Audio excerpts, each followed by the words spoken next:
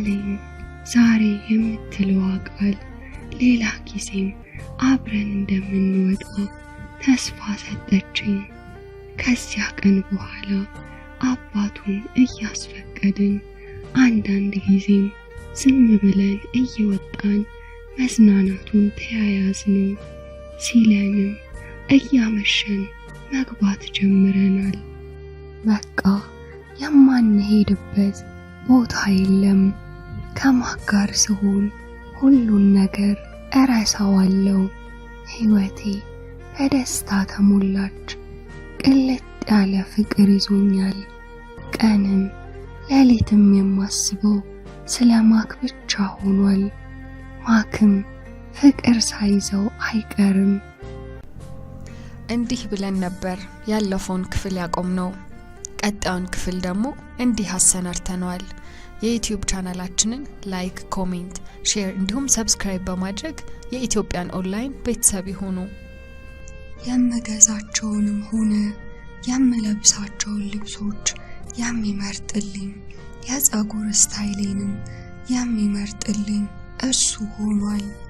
የማክ አባት ጭራሽ ባሌ መሆኑን እረስቼዋለሁ። አንድ ቀን አምሽተን ከውጭ እንደገባን ከመኪና ሳንወርድ ሄዋኔ ብሎ ጠራኝ።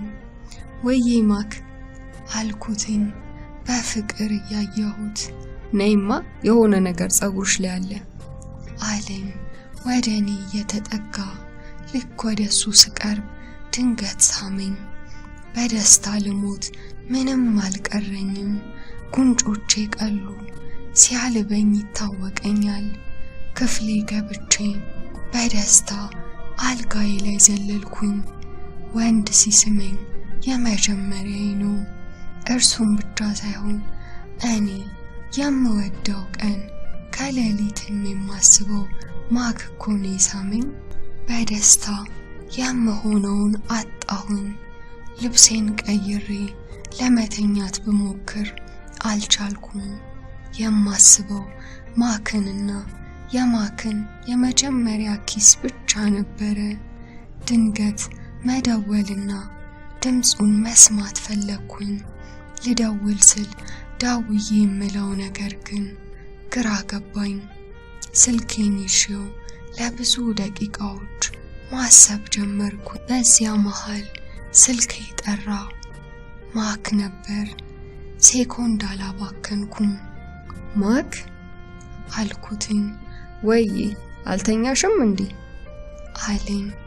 እንቅልፍ እምቢ አለኝ አልኩትኝ። ለምን? ምን እያሰብሽ?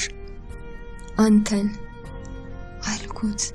ድንገት ከአፌ ያመለጠ ቃል ነበረ። ስለ እኔ ምን አለኝ። አፍሬ ዝም አልኩኝ። እኔም ስላንቺ እያሰብኩ ነበር አለኝ። የዚያን ቀን ለረጅም ሰዓታት አወራን። ሌሊቱ አላልቅ ብሎኝ እንቅልፍ በአይኔ ሳይዞር ማክን እያሰብኩ ሊነጋጋ ሲል እንቅልፍ አሸለበኝ። ጠዋት የአዙ ድምፅ ነበር ያነቃኝ። ሄዋንዬ ዛሬ ተኝተሽ ልትውይ ነው እንዴ አለችኝ መጋረጃውን እየከፈተች። በይ ተነሽ አለች የለበስኩትን እየገለጠች። በግድ አይኔን ገልጬ እንዴት አደርሽ አዙ አልኳት ለመነሳት እየተንጠራራው። እግዚአብሔር ይመስገን። ጎሽ ተነሺ፣ ጋሽዬ ለቁርስ እየጠበቁሽ ነው አለችኝ። ልነሳ የነበረው ልክ እንደዛ ስትለኝ ተመልሼ ተኛሁኝ። በግድ አስነሳችኝ። ወደ መታጠቢያ ቤት ሄድኩኝ። ትላንት የሆነውን ነገር ሁሉ እየፈነደኩኝ ነገርኳት። አንቺ ልጅ እኔ አላማረኝም አለች የመከፋት ፊት እየተነበበባት። እኔ ንግግሯን ከምንም ሳልቆጥር አዙ ደግሞ ዝም ብለሽ ታካብጃለሽ አልኳትኝ የምለብሰውን እየመረጥኩኝ። አዙ ይሄ ያምራል ወይስ ይሄ አልኳት በሁለት እጆቼ የያዝኩትን ልብስ እያማረጥኳት። ኤዲያ እኔ ምንም አላማረኝም፣ አንዱን ልበሽና ይልቅ ተከተይኝ፣ አታስጠብቂያቸው ብላኝ ጥላኝ ወጣች። እኔ እየዘፈንኩና በደስታ እንደ ሕፃን እየፈነደኩኝ ወደ ታች ስወርድ የማክ አባት ፊቱ ተቀያይሯል። ምን ነው ደህና አይደለም እንዴ? አሞሃል አልኩት። መልስ የለም። ዛሬ ከቤት እንዳትወጪ አለኝ ማስጠንቀቂያ በሚመስል ድምፅ። እንዴ ለምን አልኩት ግራ እየተጋባው። ባልሽ መሆኔን ላስታውስሽ አለኝ ቀና ብሎ ያልተለመደ ፊት እያሳየኝ። በዚህ መሃል ነበር ማክ እንደምን አደራችሁ እያለ የወረደው። የማክ አባት ምንም ሳይመልስ ከተቀመጠበት ተነስቶ ያልኩሽን እንዳትረሽ፣ መልካም ቀን ብሎኝ ወጣ። ማክ ግራ በመጋባት እያየኝ ምን ሆኖ ነው ተጣላችሁ እንዴ አለኝ። ያለኝን ነገርኩት። ማታ ስስምሽ አይቶ ይሆን እንዴ አለኝ በአባቱ ሁኔታ ግራ እየተጋባ። ይሆናል አልኩትኝ። አሁን ምን እናድርግ አልኩት። ትንሽ እስከሚረጋጋ በቃ አንወጣም፣ ነገሮች እናስተካክላለን፣ አይዞሽ አለኝ ተነስቶ በድጋሚ እየሳመኝ። ከዚያ ቀን በኋላ አባቱ እስኪረጋጋ ከቤት ባንወጣም ግን አንድ ላይም ሆነ የምናሳልፈው ሁለታችንም በፍቅር ከንፈናል። አባቱ ሲመጣ ፊት ለፊቱ እንደ በፊቱ እናወራለን፣ ግን በቃ ቤቱን በአንድ እግሩ ስናቆመው ነው የምንውለው። የቤቱም ሰራተኞች በእኛ ሳይድ ነበሩና ማንም ለማን ምንም አይናገርም ነበር። እኛ በድብቅ ፍቅራችንን እያጣጣምን ነው። ከማክ ጋር ከመሳሳም ውጪ ምንም አናደርግም። ሲውል ሲያድር በድብቅ አንድ ቀን እኔ ጋር ሌላ ቀን እርሱ ጋር ነው የምናድረው። እስከምንጋባ ምንም ላናደርግ ወስነናል። በቃ በጣም የሚያስቀና ፍቅር ውስጥ ገብተናል። ማክ ወደ አውስትራሊያ ላለመመለስ ከተመለሰም አብረን እንደሆነ ወስኗል። አንድ ቀን እሁድ የማክ አባት እንደሚፈልገኝ በአዙ በኩል ልኮብኝ ሲሄድ በረንዳ ላይ አኩርፎ ተቀምጧል። ሄዋን አለኝ የሆነ ቁጣ ባዘለ ድምፅ። አቤት አልኩት ምን ሊለኝ ነው በሚል ፍራቻ። እንደተጋባን ዝግጁ አይደለሁም ምናምን በሚል ተራ ምክንያት እስካሁን ለብቻሽ እየተኛሽ ነው። እኔም ስለምወድሽና ስሜትሽን ላለመጋፋት ታግሼሻለሁ። አሁን ግን የሚበቃ ይመስለኛል። የማሰቢያ ሳምንት ሰጥቼሻለሁ። ካልሆነ ግን ወደ ነበርሽበት ህይወት ትመለሻለሽ አለኝ ዛቻ ባዘለ ድምፅ። ንግግሩ አናዶኝ ልሄድ ስል አልጨረስኩም አለ ቆጣ ብሎ። ከልጄ ጋር ያለውን ነገር የማላውቀው እንዳይመስልሽ። ከዚህ ቤት መውጣ እሱ አለልኝ ብለሽ ከሆነ እንዳታስቢ። ሁሉን ነገር አስቤበታለሁ። ደግሞ ማክቤል ላንቺ የሚሆን ልጅ አይደለም። አባትሽን በማታገኘው ነገር ላይ ተማምነሽ እንዳታሳዝኙ። የአባትሽ ከባድ ሚስጥር በእጄ ላይ ነው። አንቺ አይሆንም የምትይ ከሆነ በአባትሽ ፈርደሽ ነው። ምን እንደማደርግ ግራ ገባኝ። አምላኬ ሆይ አንተ ትዕግስቱን ስጠኝ አልኩኝ በውስጤ። ደስታዬ ላይ ውሃ ቸለሰበት። ክፍሌን ዘግቼ ስቅስቅ ብዬ አለቀስኩ። ምንድነው የማደርገው? አሁን ለማክ ልንገረው ወይስ ይቅር እያልኩኝ ሳስብ ማክ ደወለ። ሄዋንዬ እስካሁን ተኝተሻል እንዴ አለኝ። ገና መነሳቱ ነበር። አይ ቆየሁኝ አልኩት። ምን እንደሆንኩ ጠየቀኝ። በስልክ አይሆንም ናና እናወራለን አልኩት። ደቂቃ አልፈጀበትም ነበር። አባቱ ያለውን ስነግረው በጣም ደነገጠ። ምን ማድረግ እንዳለብን እያሰብን በቃ አይዞሽ፣ አንቺ ብቻ አትከፊ፣ መፍትሄ አናጣም አለኝ። ድንገት ለምን አባትሽና አባቴን የሚያስተሳስራቸውን ነገር አባትሽን አትጠይቂው? ከዛ በምንችለው መንገድ ዶክመንቱን መውሰድ፣ ከዛ በኋላ በቃ ያለውን ነገር እንጋፈጣለን አለኝ። አባቴ ለነገሮች ድብቅና ኃይለኛ እንደሆነ ባውቅም በማክ ሐሳብ ተስማምቼ ጥሩ በቃ ዛሬ ከአባቴ ጋር እናወራለን አሉ። ተነስቼ እንድተጣጠብና አባቴ ጋር አብረን እንደምንሄድ እርሱ ውጪ እንደሚጠብቀኝ ተነጋግረን እርሱን ወደ ክፍሉ ሄደ። በተባባልነው መሰረት ወደ አባቴ ጋር ለመሄድ ስንወጣ የማክ አባት ወዴት ነው አለን። ከላይ መኝታ ቤቱ በረንዳ ላይ ቆሞ እንዴ አባዬ አለህ እንዴ አለው ወደ አባቱ እየተመለከተ። አዎ ወዴት ነው አለ። ደግሞ ጠየቀ። ምን ትላንት ለሰው መስጠት የነበረብኝ ዕቃ ነበረ፣ ቦታውን ስላላወቅኩት አሁን ሔዋንን አሳየኝ ብያት እሺ ብላኝ እየሄድን ነው፣ እንዳለህ አላወቅኩም ነበር አለው። ጥሩ ቶሎ ተመለሱ አለን ፊቱ ሳይፈታ። ዋናው መፍቀዱ ነው አልኩኝ። ተመለሽ የሚለኝ መስሎኝ በጣም ፈርቼ ነበር። ልክ ከግቢ እንደወጣን ተረጋጊ የኔ ቆንጆ ብሎ ሳመኝ። ማክ ፈራሁኝ አልኩት እጁን አጥብቄ እሺ። አትፍሪ ምንም አይመጣም፣ መቼም አንለያይም፣ ካልሆነ እንጣፋለን አለኝ ለመቀለድ እየሞከረ። እስቲ አትቀልድ፣ እኔ ለራሴ ጨንቆኛል። አይዞሽ የኔ ቆንጆ ሁሉም ይስተካከላል አለኝ። አባቴ ቤት እንደደረስን አናግረሻቸው ነው ያለኝ። እሱም ጨንቆታል። አባቴ ቁጭ ብሎ ስልኩ ላይ ካርታ ይጫወታል። አባዬ አልኩት። እንዴ ሔዋኔ ምን እግር ጣለሽ? ለምን መጣሽ አለኝ ቀና ብሎ እየሳመኝ። እንዴ እንደዚህ ይባላል እንዴ አልናፍቅህም አልኩት። አይ እንዴት ሳትነግሪኝ ብዬ ነው አለኝ ምንም ሳይመስለው። አባቴ ለኔ ግድ የለውም። ሁሌ ይገርመኛል። እናቴ ከሞተች በኋላ ብቸኝነት እየተሰማኝ ያደግኩት።